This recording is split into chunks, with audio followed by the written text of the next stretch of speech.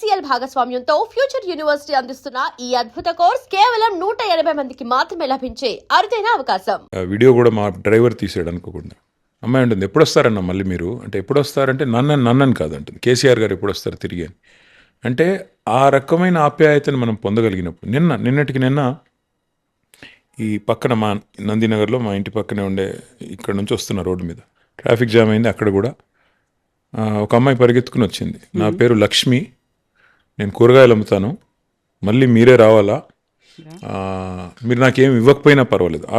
అది కూడా మా వాళ్ళు ఎవరో వీడియో తీశారు. నేనేమంటున్నా అంటే, ఇలాంటివి జరిగినప్పుడు, ఇలాంటి అనుభవాలు కలిగినప్పుడేమో చాలా సంతోషంగా అనిపిస్తుంది, తృప్తిగా ఉంటుంది.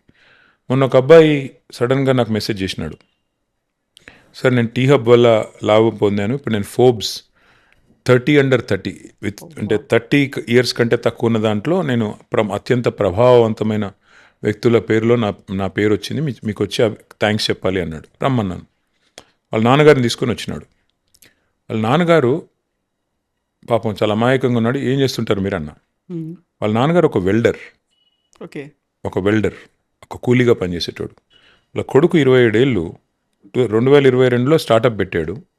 4 ఏళ్లలో he's become one of the most influential people according to Forbes. 30 under 30లో ఉన్నాడు. So when he was thanking me, ఎంత సంతోషం అనిపించిందంటే, ఓహో మనం చేసిన ఎప్పుడో చిన్న ప్రయత్నం ఒక పిల్లోడికి లాభం జరిగింది. వాళ్ళ ఆ తండ్రిని అడిగాను నేను, మీ కొడుకు చెప్తుంది ఏమన్నా మీకు అర్థమవుతుందా అని. నాకు అర్థం కాలేదు అన్నాడు. కానీ నా కొడుకు మీలాంటి వాళ్ళతో కూర్చుని మాట్లాడుతున్నాడంటేనే నాకు సంతోషంగా ఉంది అన్నాడు. ఏదో సాధించిండు అనేది మాత్రం అర్థమవుతుంది. అంటే అట్లా. సో ఇట్లాంటి అనుభవాలు కలిగినప్పుడు ఏమనిపిస్తుంది అంటే, ఇట్స్ ఆల్ వర్త్ ఇట్ అనిపిస్తుంది. బట్ అన్నిటికన్నా మించి మీకు గుర్తుండాలి కవిత, మీరే ఇంటర్వ్యూ చేశారు. అప్పుడు మీరు TV9లో ఉండే కేసీఆర్ గారు ఇంటర్వ్యూ చేశారు. మీరు తెలంగాణ వచ్చిన తర్వాత ఇదే ఇంట్లో ఆ పైన రూమ్లో మీరు ఇంటర్వ్యూ చేసినారు. కేసీఆర్ గారు కన్నీళ్ళు పెట్టుకున్నాడు ఆయన. ఎగ్జాక్ట్లీ. అసలు తెలంగాణ సాధించిన దాని ముందు మిగతా అన్ని బలాదూర్, ఇంకా మిగతా ఇది ఏమైనా ఎనీ సార్ట్ ఆఫ్ అచీవ్మెంట్. నేను మంత్రి అయ్యాను, 10 ఏళ్ళు మంత్రిగా ఉన్నాను, ఇవాళ ఎమ్మెల్యేగా ఉన్నాను, మా పోరాటం అట్లాగే కొనసాగుతుంది. కానీ ఆ ఫీలింగ్ పబ్లిక్ లైఫ్లోకి వచ్చిన తర్వాత ఏం సాధించావు నువ్వు, ఎప్పుడో ఒకప్పుడు రిటైర్ అవుతాం కదా, అయిన తర్వాత నా కొడుకో లేకపోతే ఫ్యూచర్లో ఎవరైనా అడిగారు ఇంకేం సాధించావు నువ్వు, తెలంగాణ సాధనలో నాది కూడా ఉడతా భక్తిగా ఒక రేణువంత, ఇసుక రేణువంత పాత్ర నాది కూడా ఉంది అని చెప్పుకోవడానికి గర్వపడతాను. అంతకంటే ఏం కావాలి ఈ లైఫ్కి. కాకపోతే అమెరికాలో మీరు చేసినటువంటి ఉద్యోగం కావచ్చు, మంచి శాలరీ, ఎవరైతే ఒక కల కంటారో అట్లాంటి ఒక లైఫ్ను వదిలిపెట్టి ఫర్ ద ఫస్ట్ టైం ఇక్కడికి ల్యాండ్ అయినప్పుడు కేసీఆర్ కొడుకుగా మిమ్మల్ని చూశారు. ఒక రాజకీయ అరంగేట్రం చేస్తున్నప్పుడు అప్పటికే ఒక కాకలు తీరినటువంటి నేతలు ఉన్నారు, తలలు పండినటువంటి చాలామంది సూపర్ సీనియర్లు అందరూ ఉన్నారు. వాళ్ళ ముందు కేసీఆర్ కొడుకు కేటీఆర్ అనేది మాత్రమే ఉంది. సో మిమ్మల్ని మీరు నిరూపించుకోవాలి. ఇక్కడ ఉన్నటువంటి చుట్టూ ఏవైతే పరిస్థితులు ఉన్నాయో వాటన్నిటిని అర్థం చేసుకొని ముందుకు వెళ్ళాలి. కొన్ని హికప్స్ అనేవి ఉంటాయి, వీటన్నిటిని ట్యాకిల్ చేసుకుంటూ ముందుకు ఎట్లా వెళ్ళారు? దానికి అప్పుడు మీరు ఏం చేశారు? అసలు ఏమీ లేదు మా. In fact today's Father's Day, I have to acknowledge my father. KCR గారి కొడుకుగా నేను పుట్టకపోయి ఉంటే ఇదేది ఇప్పుడు నేను మీతో కూర్చొని మాట్లాడే అవకాశమే లేదు. కేసీఆర్ గారి కొడుకుని కాకపోతే నాకు ఈ పాత్ర లేదు, నాకు ఇంత ఇవాళ ఇంత వచ్చిన పేరు కానీ ఇంకోటి కానీ ఏది నాకు ఈ అవకాశం వచ్చేది కాదు. సో వాస్తవాలే. మనం మన పరిధి మించి మన శక్తికి మించి ఊహించుకుంటే కష్టం. నేను అనేదల్లా అల్టిమేట్గా కేసీఆర్ గారి కడుపున పుట్టడం నా అదృష్టం. ఆయన ఒక గొప్ప ఉద్యమ నాయకుడు, ఎంతోమంది కార్యకర్తల మాదిరిగానే నాకు కూడా అవకాశం వచ్చింది. బట్ సహజంగా నాకున్న ప్రత్యేకత ఏంటంటే నేను ఆయన కడుపున పుట్టడం. దానివల్ల ఏమైంది, ఆటోమేటిక్గా మీడియా గుర్తింపు కానీ ఇంకోటి కానీ వచ్చింది. మీడియా గుర్తింపు కానీ ఇంకోటి కానీ వచ్చినప్పుడు మనం చిన్న ఉదాహరణ చెప్తాను మీకు. నేను 2014లో ప్రభుత్వం వచ్చింది, ప్రభుత్వం ఏర్పడినాక కేసీఆర్ గారు మంత్రి పదవి ఆఫర్ చేశారు. నేను మంత్రిని చేస్తున్నాను అన్నారు. అంటే నేను ముందుకు సంకోచించిన కొద్దిగా. నాకేమనిపించిందంటే, నా వల్ల ఇంత పెద్ద మనిషి బద్నాం అవుతారు, ఆయనకి ఎందుకు బద్నాము, మళ్ళీ కొడుకుని క్యాబినెట్లో పెట్టుకున్నాడు అని అంటారు సార్, ఎందుకు సార్ వద్దులేండి, మీరుంటే చాలు కదా, మీరుంటే నాకు నా కాన్స్టిట్యున్సీకి సంబంధించి ఏ పని అన్నా అవుతుంది కదా, నాకు ఎందుకులేండి అన్న.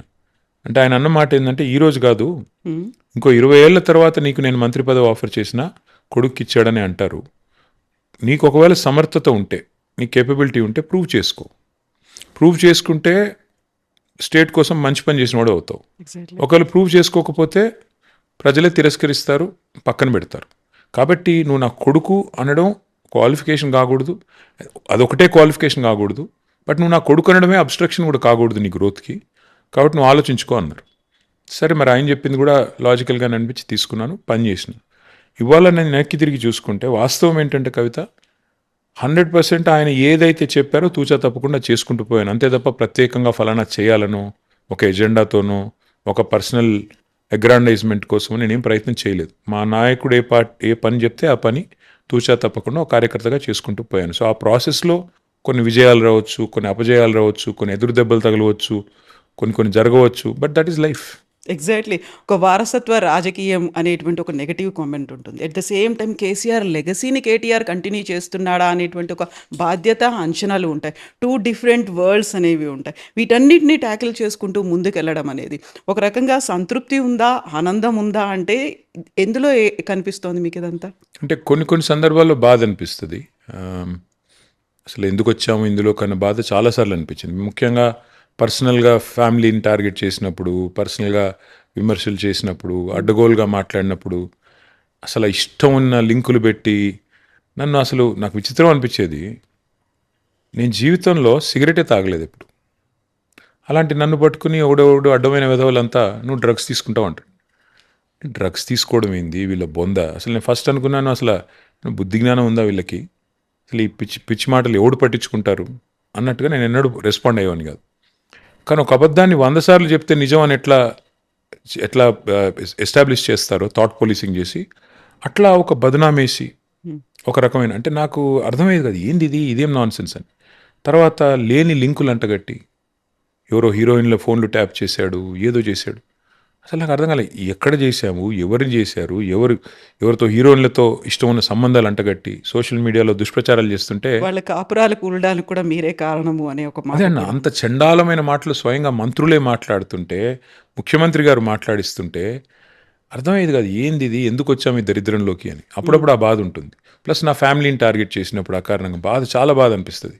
కానీ మళ్ళీ ఎప్పుడన్నా మంచి పని చేసి ఏదన్నా కొంత ప్రజల నుంచి అప్లాజ్ వచ్చినప్పుడు, లేదా ఇట్లా అఫెక్షన్ కనబడ్డప్పుడు చాలా సంతోషం అనిపిస్తుంది. సో జీవితం లాగానే అది అంటారు చూడు, ఉగాది పచ్చడిలాగా షడ్రుచుల సమ్మేళనం అంటారు కదా, పాలిటిక్స్ కూడా అంతే. కొన్ని చెడు ఉంటాయి, కొన్ని మంచి ఉంటాయి, కొన్ని ఇట్స్ మిక్స్డ్ బ్యాగ్.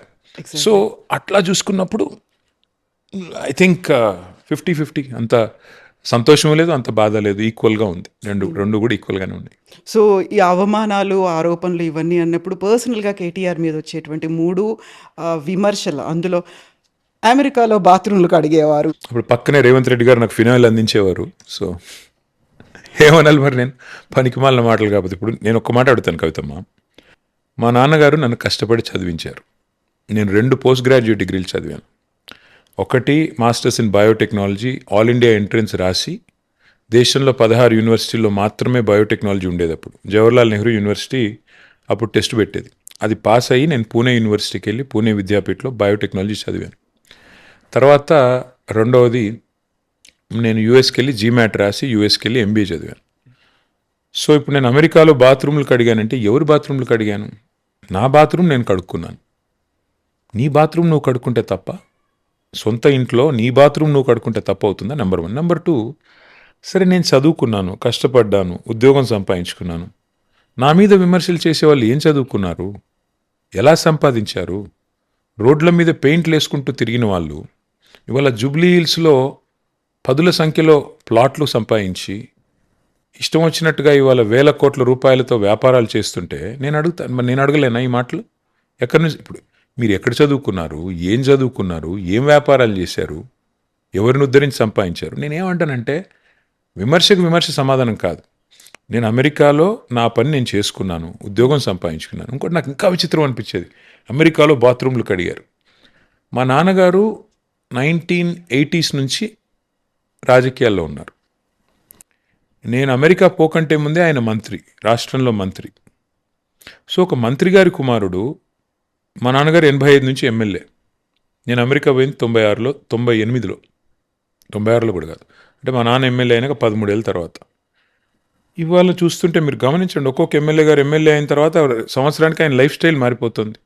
మొన్నటిదాకా ఇందిరమ్మ ఇంట్లో ఉన్న ఒక ఎమ్మెల్యే గారు మన 3 కోట్ల బెంచ్ కార్లో తిరుగుతున్నాడు అంటే నేను చూశాను సోషల్ మీడియాలో.